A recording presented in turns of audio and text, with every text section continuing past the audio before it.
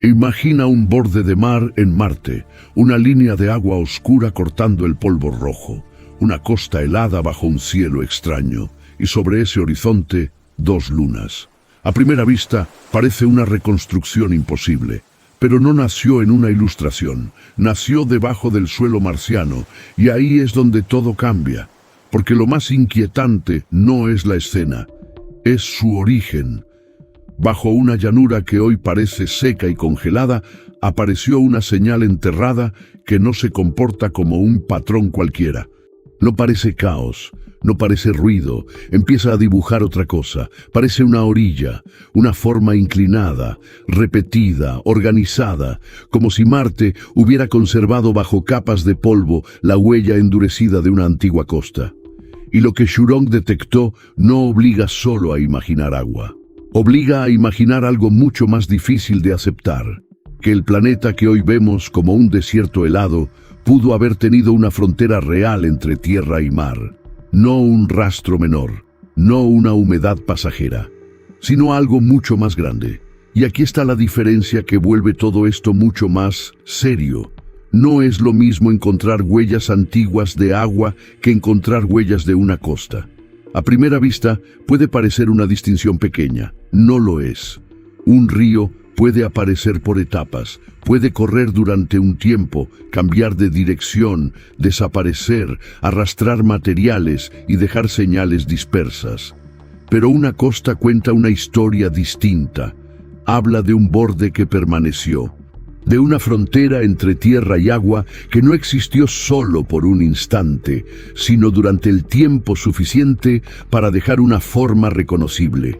Y ese detalle cambia la escala del hallazgo, porque cuando los científicos intentan identificar los lugares más prometedores del Marte antiguo, no miran solo donde el agua pasó, miran donde el agua pudo quedarse, donde minerales, sedimentos y energía pudieron interactuar durante mucho tiempo en el mismo sitio, donde el paisaje no fue solo húmedo, sino relativamente estable. Por eso una orilla pesa tanto, no porque pruebe vida, no porque resuelva por sí sola la historia del planeta, sino porque obliga a hacer una pregunta mucho más incómoda y mucho más grande. La cuestión ya no sería solo si Marte tuvo agua alguna vez. La cuestión sería si Marte llegó a tener zonas donde el agua no solo apareció, sino que permaneció. Lugares donde el terreno, los sedimentos y el movimiento del agua pudieron construir un entorno más duradero, más organizado, más prometedor que un episodio húmedo aislado. Y si eso es cierto, entonces lo que apareció bajo esa llanura no sería una rareza geológica más. Sería una señal de que Marte pudo haber sido un mundo muy distinto del que vemos hoy. Pero una señal así solo pesa si viene del lugar correcto y del instrumento correcto. Y en este caso, así fue. La detectó Zhurong, el rover de la misión china Tianwen-1, después de llegar a una región que desde hace años ocupa un lugar especial en la historia de Marte, Utopia Planitia. A primera vista, parece solo una llanura inmensa, fría, árida, silenciosa, pero Utopia Planitia no era un punto cualquiera. Era una de las regiones más intrigantes del planeta rojo cuando se hablaba de agua antigua, hielo subterráneo y pasado climático. Un lugar donde la superficie actual parecía contar muy poco, pero el subsuelo prometía guardar mucho más. Y ese detalle importa, porque Zhurong no fue allí solo para mirar el paisaje. Fue allí con la capacidad de mirar hacia abajo, de atravesar el terreno, de leer capas enterradas bajo el polvo rojo, de buscar en silencio lo que la superficie ya no muestra. Eso es lo que vuelve esta historia tan seria. No estamos hablando de una forma curiosa vista desde arriba. Estamos hablando de una señal detectada bajo tierra, en una región elegida precisamente porque podía conservar restos de un Marte mucho más antiguo. Y cuando Zhurong empezó a mirar bajo esa llanura, lo que apareció no se parecía a un subsuelo cualquiera. No parecía un fondo desordenado, no parecía una mezcla caótica de materiales. Empezaba a mostrar una organización que no debería llamar la atención en un desierto muerto, pero la llamaba. Y mucho. Y aquí la posibilidad empieza a tomar forma real, porque Churong no encontró una anomalía aislada, no encontró una única señal rara perdida bajo el terreno, encontró un patrón, y ese patrón empezó a repetirse de una manera demasiado coherente para ignorarla. Cuando el radar penetró el subsuelo marciano, lo esperable era otra cosa. Un fondo roto, mezclado, irregular. Una llanura golpeada durante miles de millones de años por impactos, polvo, fracturas y cambios térmicos, debería mostrar desorden. Pero no fue eso lo que apareció. Aparecieron capas enterradas, capas inclinadas, capas que mantenían una dirección parecida una y otra vez. Y ahí está el detalle más importante. No era solo la existencia de estructuras bajo la superficie, era su geometría, su repetición, su organización. No parecían fragmentos dispersos, no cambiaban de orientación de forma caprichosa, no daban la impresión de ruido geológico acumulado al azar, daban la impresión de una forma, como si bajo aquella llanura, hoy seca y congelada, hubiera quedado preservada una franja subterránea con una lógica interna, un borde enterrado, una secuencia inclinada que recordaba la manera en que los sedimentos pueden acomodarse cuando el agua llega, retrocede y vuelve a llegar durante muchísimo tiempo. Y lo más raro no era solo la inclinación, era la constancia. Porque una capa extraña puede ser un accidente, dos pueden ser una coincidencia. Pero cuando varias señales enterradas aparecen agrupadas, repiten una dirección semejante y forman una banda reconocible bajo el suelo, la lectura cambia, deja de parecer una rareza menor, empieza a aparecer una firma geológica. Eso fue lo que empezó a emerger bajo Utopia Planitia, una franja enterrada a decenas de metros de profundidad, extendida bajo el subsuelo, organizada de una manera demasiado estable para encajar cómodamente con la idea de un terreno muerto y caótico. Y cuanto más visible se vuelve esa geometría, más difícil es verla como un simple desorden subterráneo. Empieza a aparecer la forma endurecida de un proceso antiguo, y cuando Marte empieza a mostrar algo así bajo su superficie, ya no parece estar guardando solo material enterrado, parece estar guardando una parte endurecida de su propia historia. Y aquí llega la parte que vuelve todo esto mucho más serio. Porque una estructura enterrada no gana peso solo porque se vea extraña. Gana peso cuando las otras explicaciones empiezan a encajar peor, cuando comparas opciones, cuando descartas, cuando la geometría obliga a tomar partido. Eso es exactamente lo que ocurre aquí. En la Tierra, las antiguas costas enterradas dejan patrones reconocibles, no perfectos, no idénticos, pero sí familiares, capas inclinadas, repetidas, ordenadas en una misma dirección, como el registro endurecido de una frontera donde el agua depositó sedimentos una y otra vez durante largos periodos. Y cuando los científicos miraron lo que aparecía bajo Marte, vieron algo inquietantemente parecido.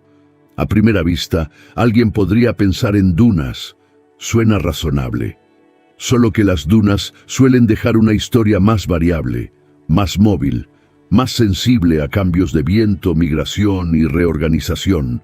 Su geometría tiende a dispersarse, a rotar, a cambiar. Aquí, en cambio, lo que empieza a aparecer no transmite esa clase de inestabilidad. Transmite otra cosa: orden, persistencia, inclinación repetida hacia una misma lógica espacial. También podría pensarse en lava. Y otra vez, la idea parece posible al principio, pero solo al principio, porque la lava deja otra firma. Puede formar capas, sí. Puede construir secuencias, sí. Pero no encaja con la misma naturalidad en esta combinación concreta de inclinación sostenida, repetición organizada y orientación coherente hacia las tierras bajas. Y aquí es donde la hipótesis costera deja de sonar vistosa y empieza a sonar fuerte.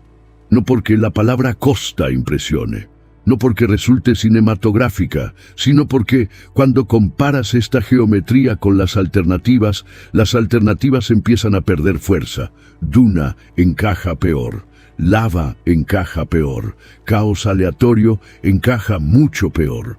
Y cuanto peor encajan las otras opciones, más peso gana la idea de una antigua orilla. Eso no significa que todo esté cerrado, no significa que la discusión haya terminado. Pero sí significa algo importante. La forma enterrada bajo Marte empieza a comportarse menos como una curiosidad y más como una huella sedimentaria, una huella que recuerda a la frontera donde la tierra y el agua convivieron el tiempo suficiente para dejar marca, y en ese punto la historia cambia de nivel, porque lo que apareció bajo esa llanura ya no sería solo sedimento antiguo, sería la huella enterrada de un planeta muy distinto del que vemos hoy.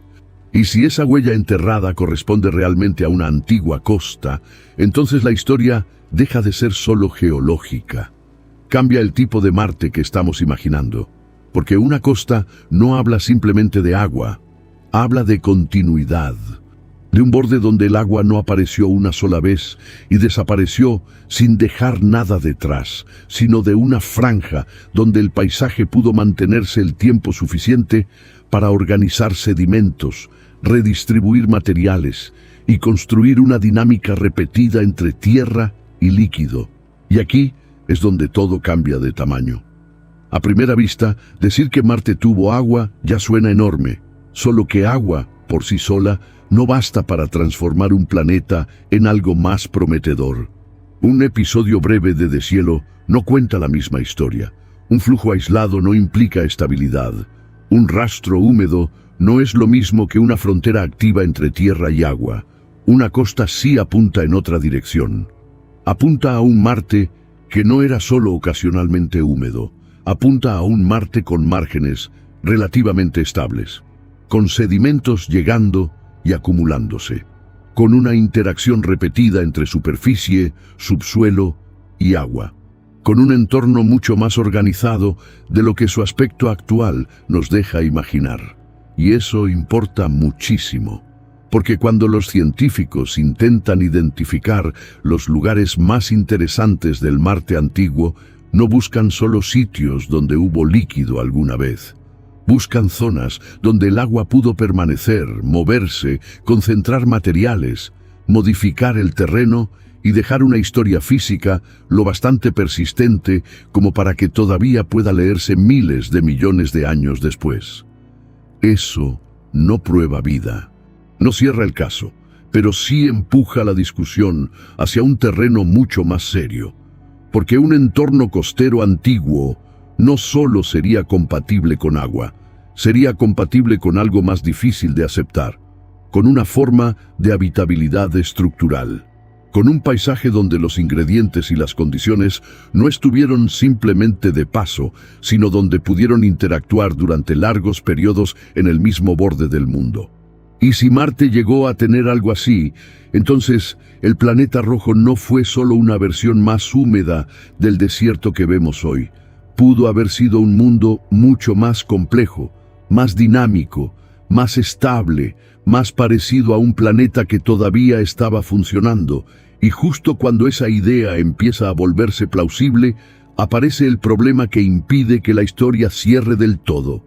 Porque si Marte tuvo una costa activa, entonces hay algo en su clima antiguo que todavía no encaja.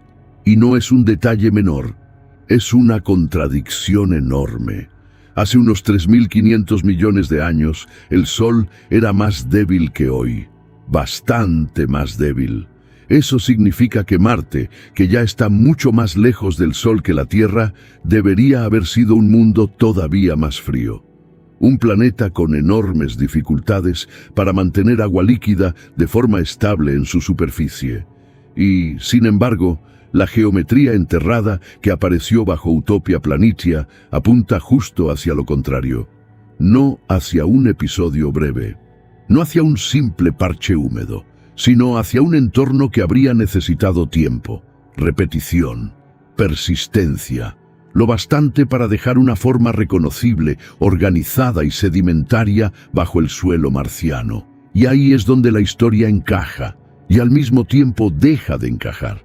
Porque si esa costa existió de verdad, entonces Marte tuvo que resolver un problema climático que nosotros todavía no terminamos de resolver. ¿Cómo consiguió mantener ese borde entre tierra y agua? ¿Cómo evitó congelarse por completo? ¿Cómo sostuvo un entorno así durante el tiempo suficiente para dejar huella? Las respuestas posibles existen, pero ninguna es perfecta. Una idea propone una atmósfera mucho más densa, cargada de gases capaces de retener calor y suavizar el frío marciano durante largos periodos. Otra sugiere un planeta que no era cálido de forma continua, sino por etapas, volcanismo intenso, impactos gigantescos o pulsos de gases que abrían ventanas temporales de calentamiento. Y una tercera posibilidad imagina un Marte mayoritariamente helado, pero atravesado por episodios de deshielo causados por cambios orbitales o condiciones locales excepcionales. Las tres intentan cerrar la historia. Las tres ayudan, pero ninguna explica todo con comodidad. Y eso es justamente lo que vuelve este hallazgo tan poderoso. Porque la costa enterrada no solo plantea una imagen nueva de Marte, plantea un problema real. Nos obliga a mirar un planeta que parecía simple y admitir que, en su pasado, pudo haber sido más difícil, más variable y más habitable de lo que nuestros modelos más cómodos habían aceptado. La señal bajo el suelo parece decir una cosa.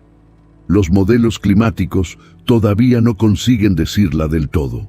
Y mientras esa distancia siga abierta, la historia de Marte seguirá teniendo una parte esencial sin terminar.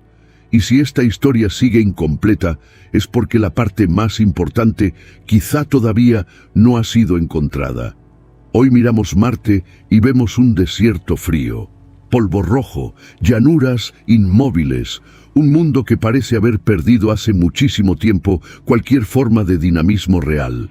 Solo que debajo de esa quietud podría seguir enterrado algo mucho más grande que sedimento antiguo. Podría seguir enterrado uno de los lugares más valiosos de todo Marte, porque este hallazgo ya no obliga solo a preguntarnos si hubo agua, ni siquiera solo si hubo una costa. Obliga a mirar ese borde entre tierra y agua como un lugar donde Marte pudo haber sido otra cosa, no un desierto ocasionalmente húmedo, no un planeta que rozó el cambio por un instante, sino un mundo capaz de sostener durante un tiempo una frontera real, activa, persistente. Y ese contraste es el que no deja tranquila a esta historia, porque el planeta que hoy parece inmóvil pudo haber guardado, bajo su superficie, la huella fósil de un mundo mucho más dinámico, más húmedo, más complejo, más cercano a la habitabilidad de lo que su apariencia actual permite imaginar. Tal vez la respuesta no esté en una luna lejana, tal vez no esté en otro sistema, tal vez siga aquí, debajo del polvo rojo, esperando en silencio, justo donde Marte todavía conserva la huella de lo que alguna vez fue. ¿Crees que Marte llegó a tener una costa real? Te leo.